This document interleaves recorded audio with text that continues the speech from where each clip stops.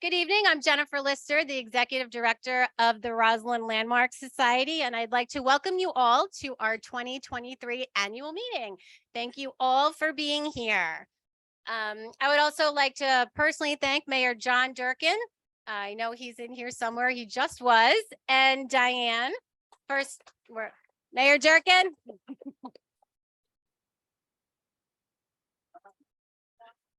Yeah. Yes, thank you. Yeah.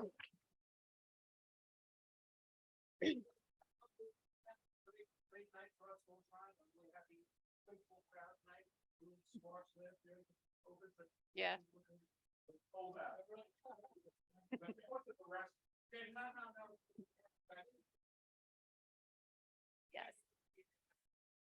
Thank you. Yes.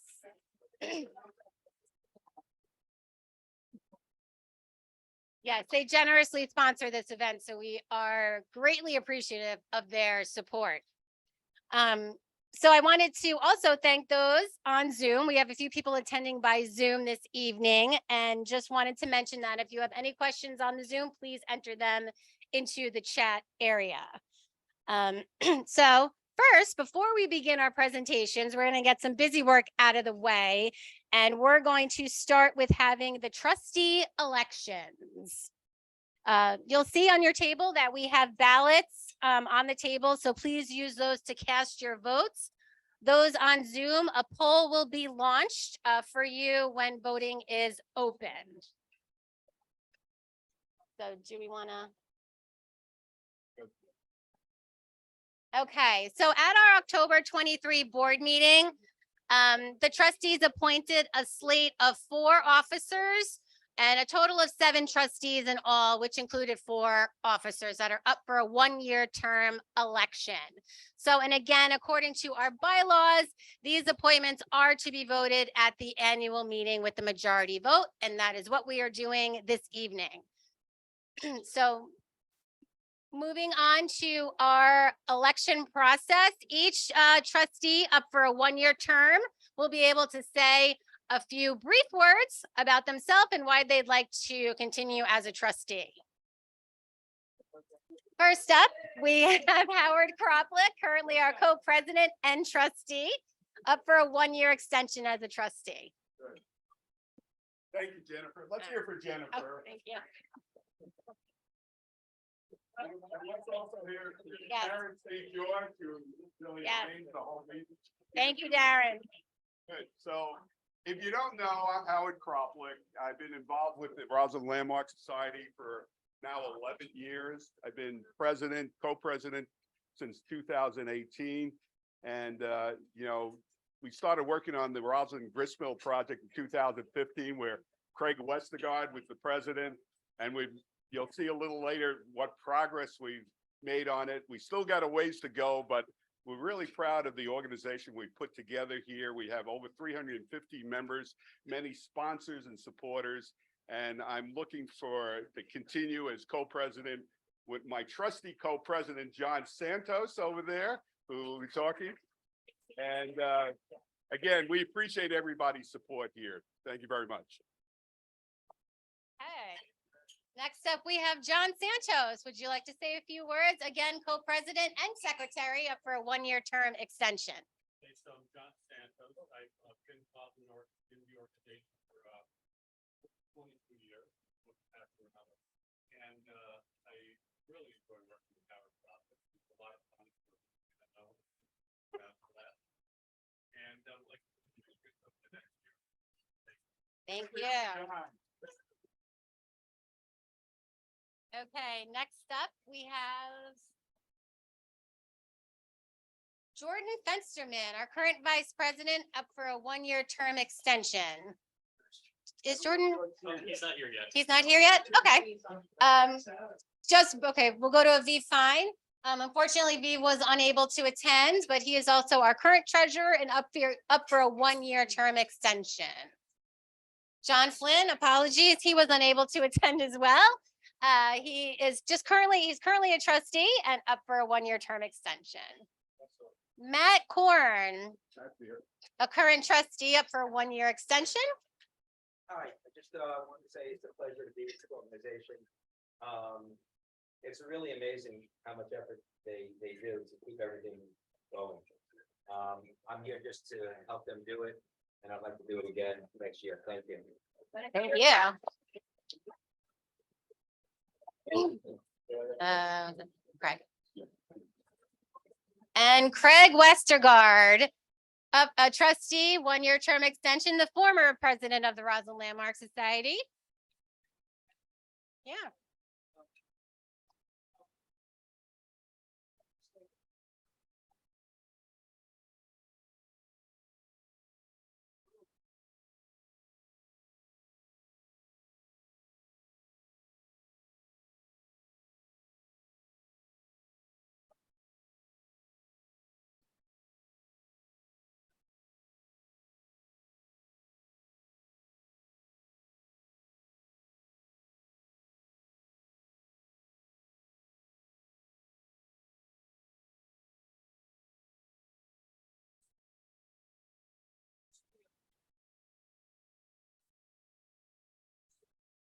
Your microphone is.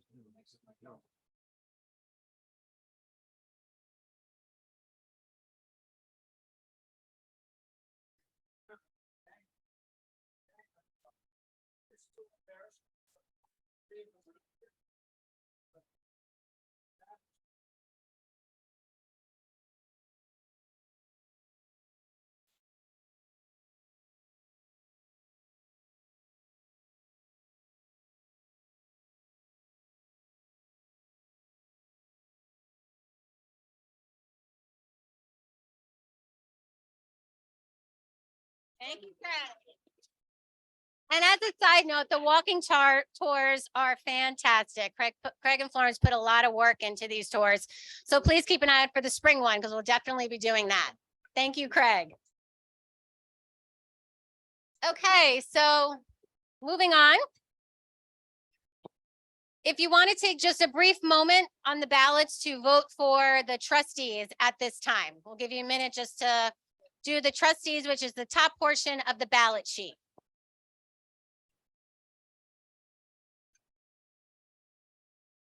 Okay, ready, Derek?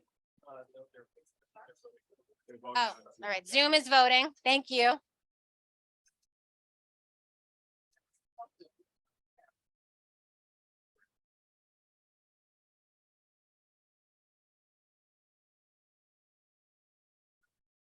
Okay, moving on. We're going to be brief with this. We're just going to do a quick officer election. We have Howard Kroplick up for co-president. He's already spoken, so we'll move on. We have John Santos for co-president and secretary. We have Jordan Fensterman for vice president. Again, these are all 1-year term extensions. Aviv Fine for treasurer. Please cast your vote. They are on the bottom of the ballot. We'll give you a minute.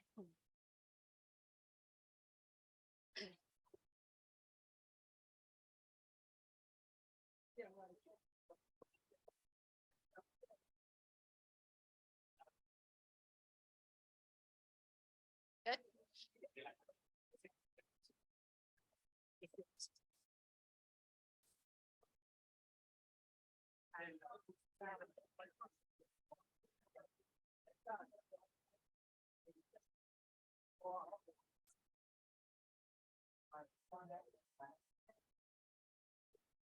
Okay, thank you all. We appreciate you taking the time to do the trustee elections.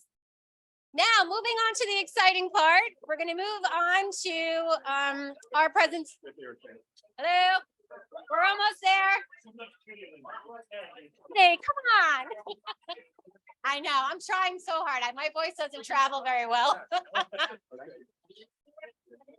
Yeah.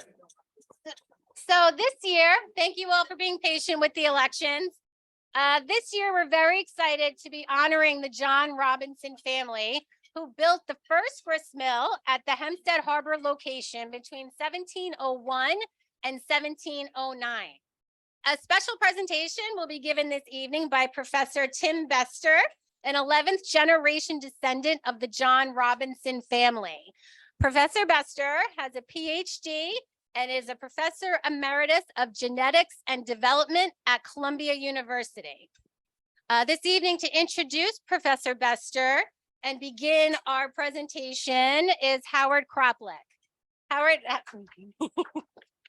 yeah. Howard has been the president and co-president with John Santos since 2018, as you know. Howard has also been an integral part of the success of the organization, and we greatly appreciate the support of Howard and his wife, Roz. So thank you, Roz. Yeah.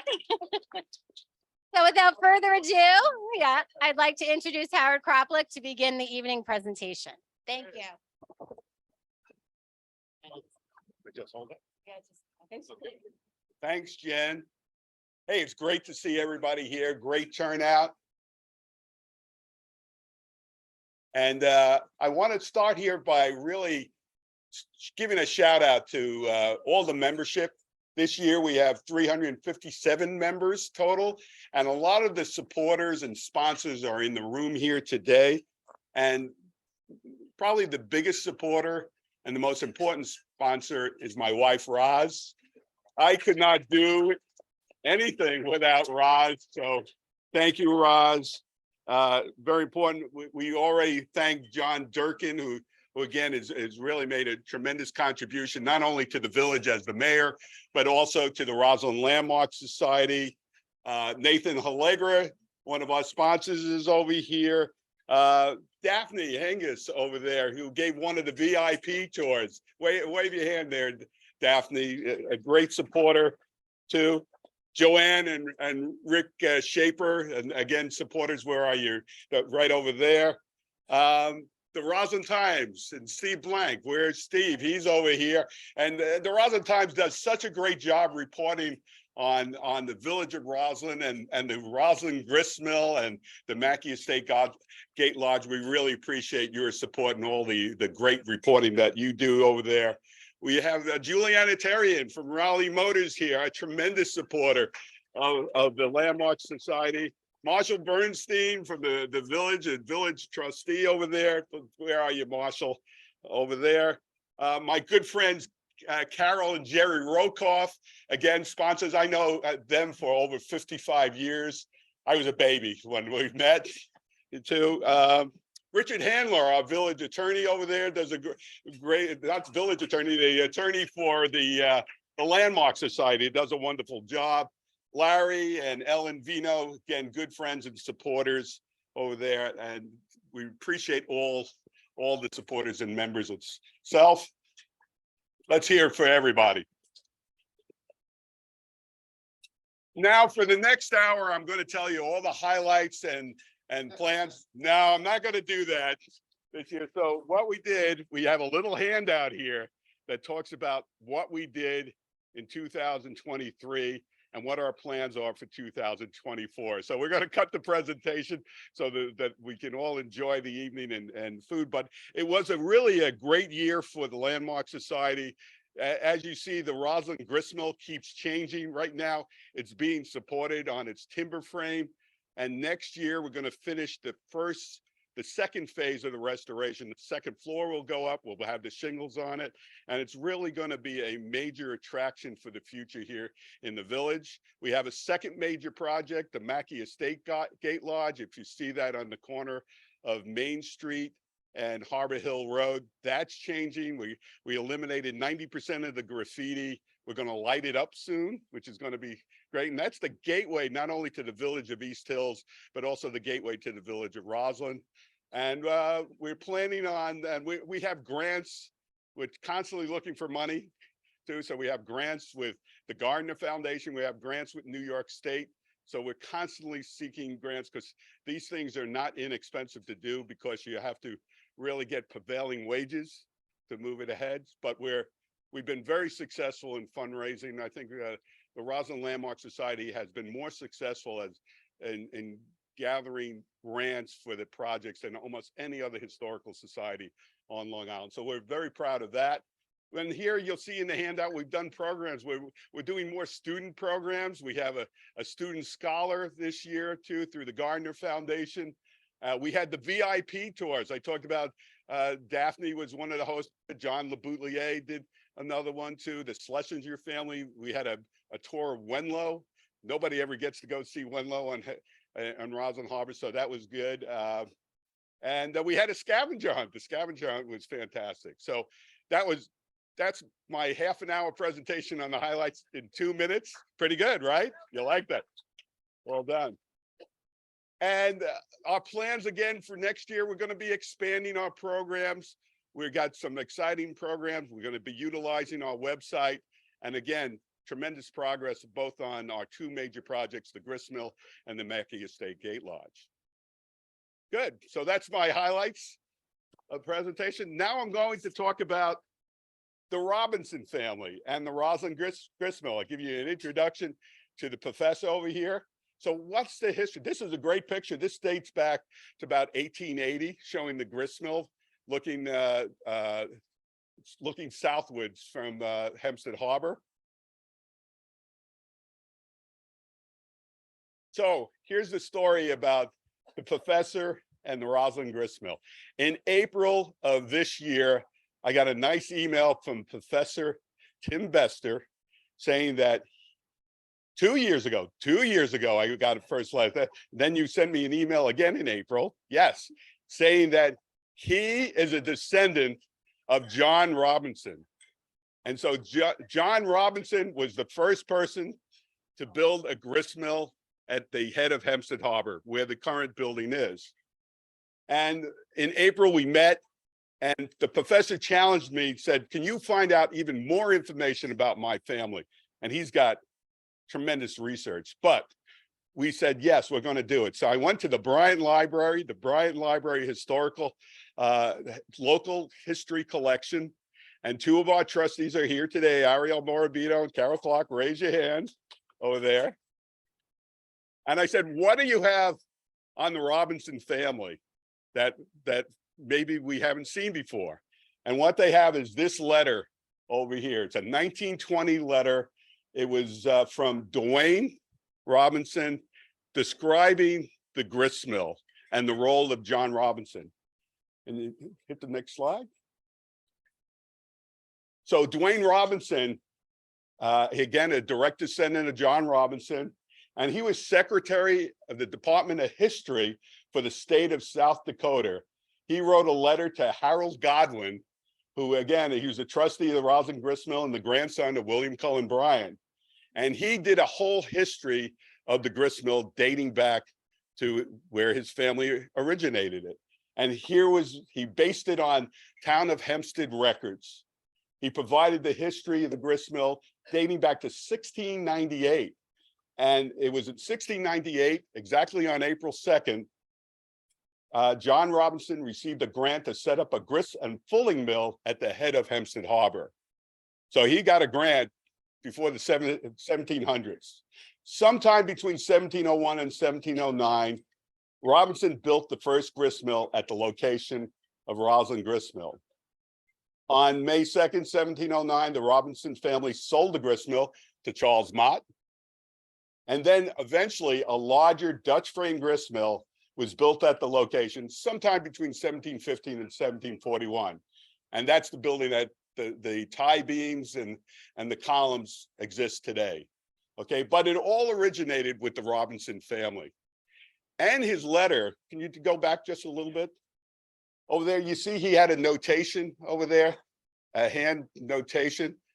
And you can go back. In that notation, he wrote in the letter, again in 1920, he believed that some of the original components of the first grist mill was still in the building. And for years, nobody could really establish if that was true until 2019.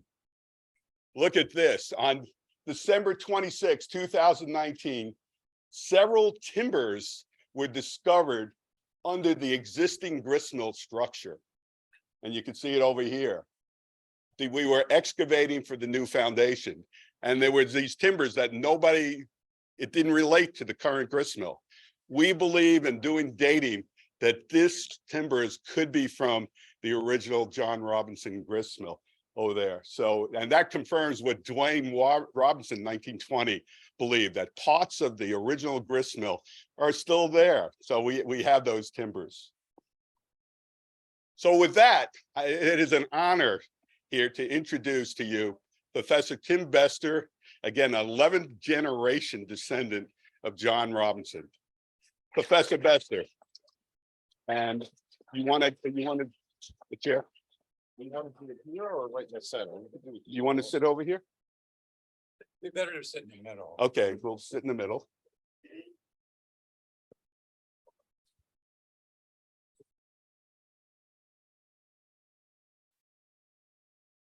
And I could say that Dwayne Robinson was the guy responsible for, which I think is a great find. Yeah. Go. You want to just hold up too? I think it's a great crime against nature. Beautiful, beautiful stuff.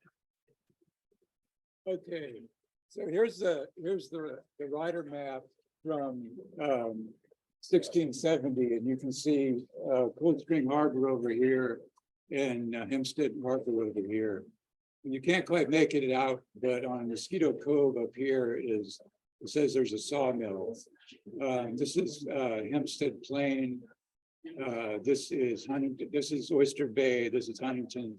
All these towns were about 10 years old at this time. Oyster Bay and Huntington were both part of Connecticut at the time. And Hempstead had been founded by John Coleman, whether it was English guys. It was never actually shown, though sometimes the name was spelled. Next slide, please.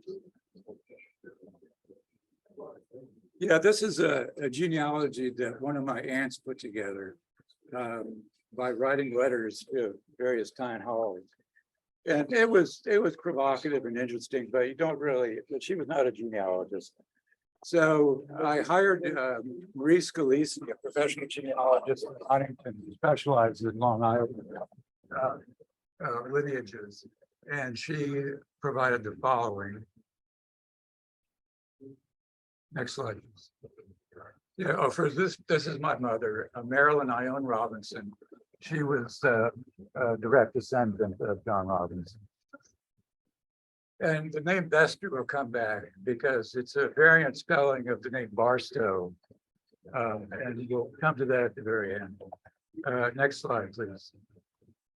Yeah, so this is what Marie Scalisi produced. There's John Robinson's father may have been William, but that's not clear. And it's not clear where John was born, but here's the lineage. So John was interesting. Captain Robert was interesting. The Reverend Jonathan were interesting. And most of them, but the rest of them are not. There we go. Okay, so we'll talk mostly about John, Captain Robert, Reverend Jonathan in the context of Long Island history. Next slide, please. So John Robinson was born probably in Long Island, but and maybe in Southampton and maybe in Lynn, Massachusetts, we don't know. But he gave his age many times through his life. And he was born in 1654 when Oliver Cromwell was head of state in England and Peter Stuyvesant was the governor of Dutch New Netherlands. As I mentioned before, Huntington and Oyster Bay were part of Connecticut, and Hempstead had been founded only 10 years previously. So he spent most of his life actually in what is now Nassau County. He shows up first in about 1675 as a witness on a deed when he's living on Lake Success, which is just west of here. Next slide, please. So he was given a grant to build a mill on the Cold Spring River, which is right here, right on the boundary between Huntington and Oyster Bay, and on the boundary between what was then Queens County and Suffolk County. Next slide. However, this didn't go well because he got permission to build a dam from Oyster Bay in 1677, but the other side of the stream was in Huntington, and he got permission from them only in 1681. And this isn't meant to be legible, but it's a contemporary account of why John Robinson left Oyster Bay. He was apparently repairing guns for the Indians, which was illegal at the time. And 4 of them were dissatisfied with the terms of payment. So so in October of 1681, they ransacked his house, threw salt on his baby, broke all his windows, took all the guns, and also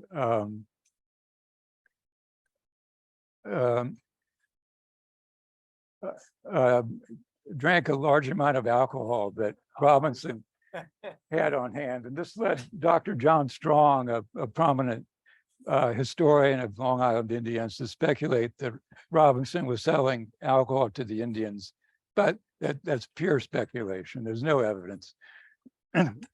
There is other evidence that he was selling alcohol to other people. He sued a man in New York for non-payment for 300 gallons of sherry, but he was frustrated in building a mill on the Cold Spring on the Huntington Oyster Bay border. And the next month, he sold his property there of Oyster Bay. And next slide. This is a statement from his wife, who was a very strong and independent woman, but it conveys many of the same facts. Anybody that's interested can email me. I'll send you the original document. These were provided by Robert Hughes, who's the town historian for Huntington. Next slide, please.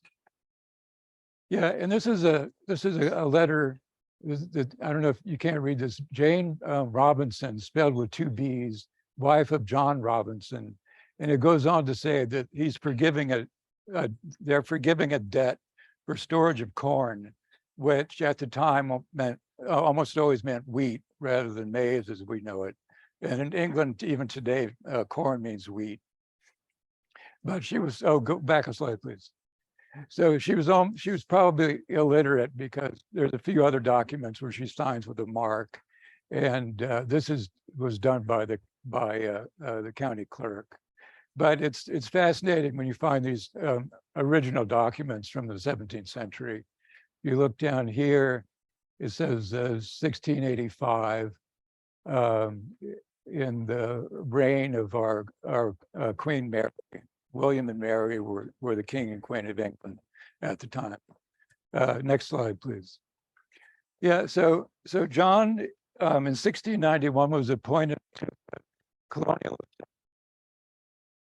And again, I'm afraid a lot of this can't be read, but there was the assembly passed a bill that changed the name of Long Island to the island of Nassau. King William, one of his titles was the Prince of Nassau. So they changed the name of Long Island to Island of Nassau. And this was signed into law by Governor Fletcher in 1693. And that law was never changed. So the legal name of Long Island is still the Island of Nassau, I mean, to this day. And it has a recent parallel, because in 6th Avenue in Manhattan doesn't exist. It's the Avenue of the Americas. So I lived 25 years within 2 blocks of the Avenue of the Americas, and I never heard one person refer to it that way. The New York Times does, because that's its legal name.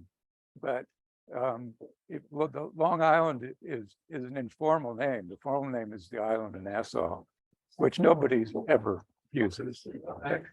Yeah.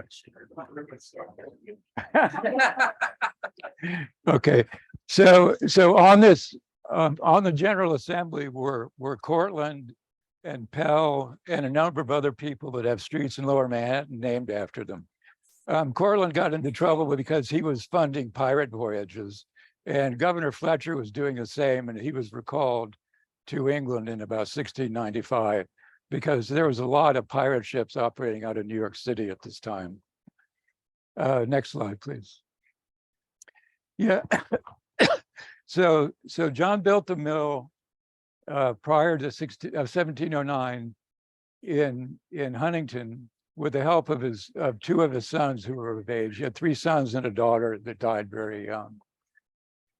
So in 1709, he was 55 years of age, and he moved east to what was called Old Man's. This is now Mount Sinai, but and Wading River is over here. So he owned all this land, and his sons, Captain Robert, called that for his service in Queen Anne's War in the early 18th century.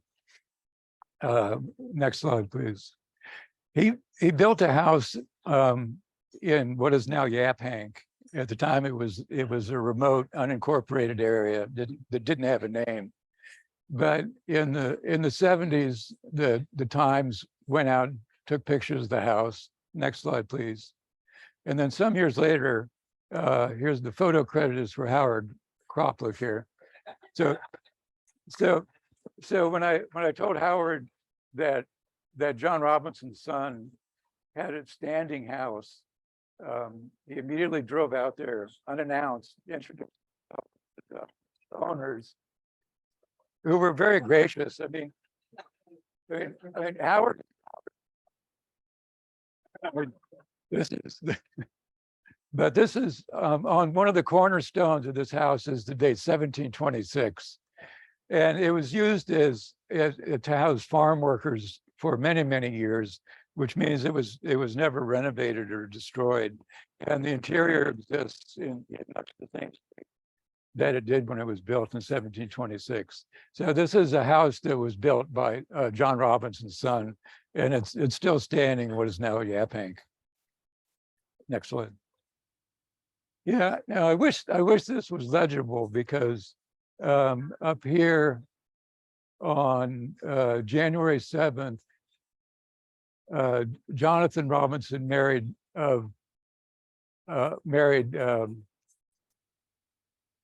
Hannah Wells. You might be able to make that out. He was living in St. George's Manor at the time. She was born in Canoe Place, which doesn't exist, which was a village inside the town of Good Ground, which doesn't exist either.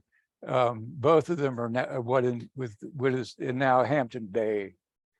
So this is a marriage of John's great grandson in 1776. And the next slide, please. Yeah, here's a record of his death at the age of 94.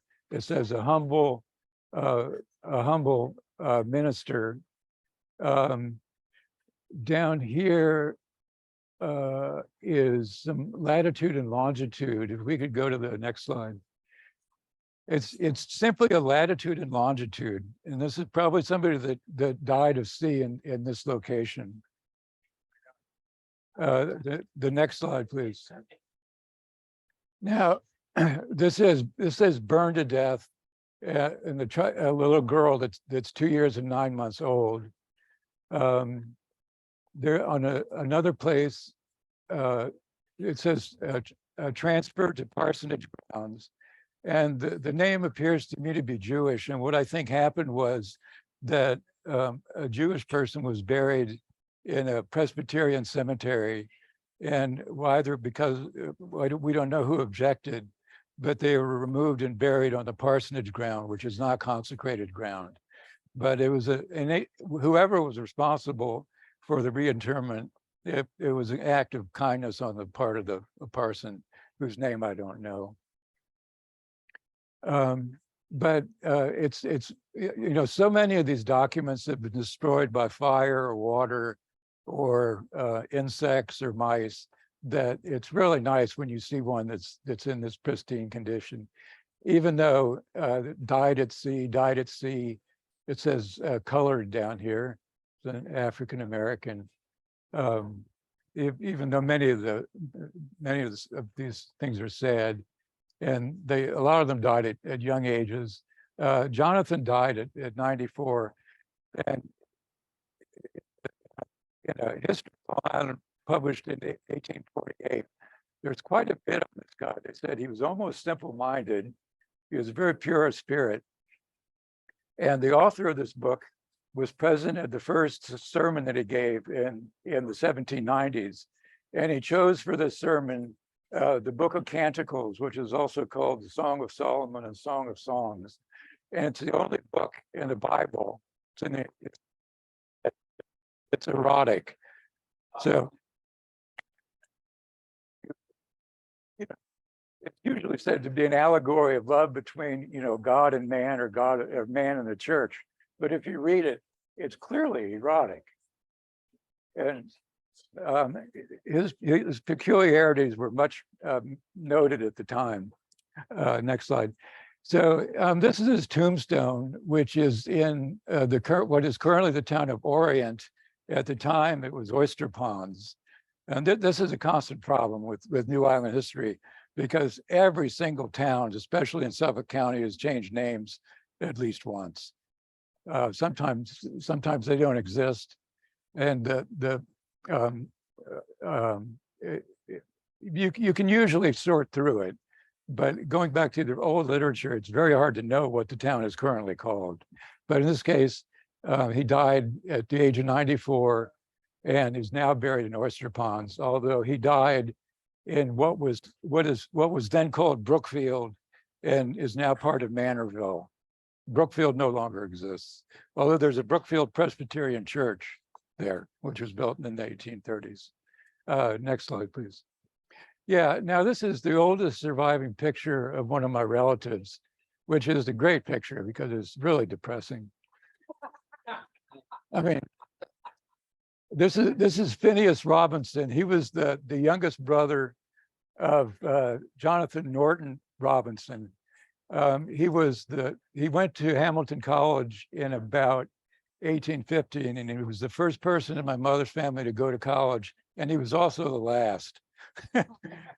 But after Hamilton College, he went to Princeton Theological Seminary, which was not associated with Princeton University, which wouldn't have that name until the early 20th century. But among other things, he wrote an epic poem on religious themes that runs to 411 pages. Anyway, but he was a prominent guy on Long Island and in other parts of New York State. Next slide, please. Yes, so we're getting very near the end. Jonathan Norton Robinson, who was the older brother of Phineas, was born in Old Man's in 1788. In 1840, he's in the census for Illinois. In the census of 1850, he's in Kansas. So he was born 5 years after the Revolution and died 88 years later in northern Kansas, right on the Nebraska border. And his wife was also born on Long Island. She was born in 1793, and she died some years after Jonathan Norton. Next slide, please. Yeah, so this is William Slocum Barstow. Barstow is a variant spelling of my name, and he was my 12th cousin, several generations removed. He was a close associate of Thomas Edison, and unlike the rest of my family, he was very, very wealthy. He was the mayor. He was the founder and first mayor of the town of Kings Point on Great Neck. His house currently serves as the museum for the Maritime Academy there. It's quite a large mansion. If we go to the next slide, I always wondered if there was a connection between the Robinson and Bestor families. And here we see this is Old Man's. This is Camp Barstow. This was land donated by William Slocum Barstow to the Girl Scouts.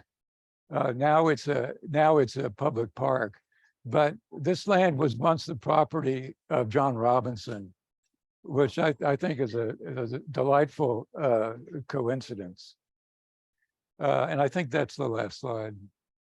Oh, no, just shows. So John was my immigrant ancestor on my father's side, and William was descended from John's brother William. And what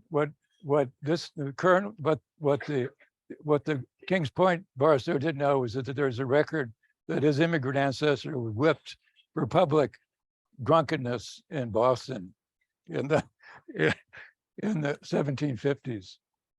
Anyway, so this is the Bestor genealogy, and this is the Robinson genealogy. Both of them are professionally done.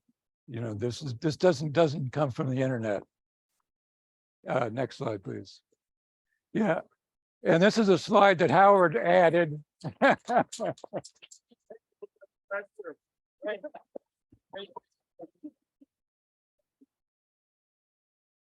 And I have to say what a delight it's been to work with Howard. I mean, he's so intelligent, he's so forceful. I'm not going to say anything about his 2-minute attention span. Let me get this. The mic point. There we go. Good. Well, what the professor didn't tell you, hold on a second. Yeah. What's that? Yeah. Everyone, I just want to say thank you for your patience. Obviously very challenging, especially for the tables in the back to hear everything, but I appreciate you being so polite during the presentation. We'll also be sharing the recording of the presentation because I think those who may have gotten the best seats in the house were those on Zoom this evening. So if you're interested, we'll be sharing it. Thank you. Good. Okay. What I wanted to say, though, what the professor didn't tell you too, is that he graciously came tonight, but he also, in behalf of his family, gave a significant contribution to the Roslyn Grist Mill project, and we really do appreciate that.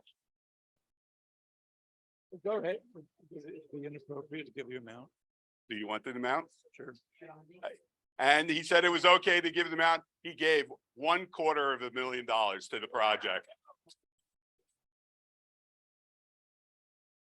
And the funniest story is that when I was doing a site visit with him, he was asking how much more money do we need to finish the project. I said, well, give or take, it's going to take $2 million. And he says, well, I think I could help you that way. And I thought he was going to give like $100 or something like that.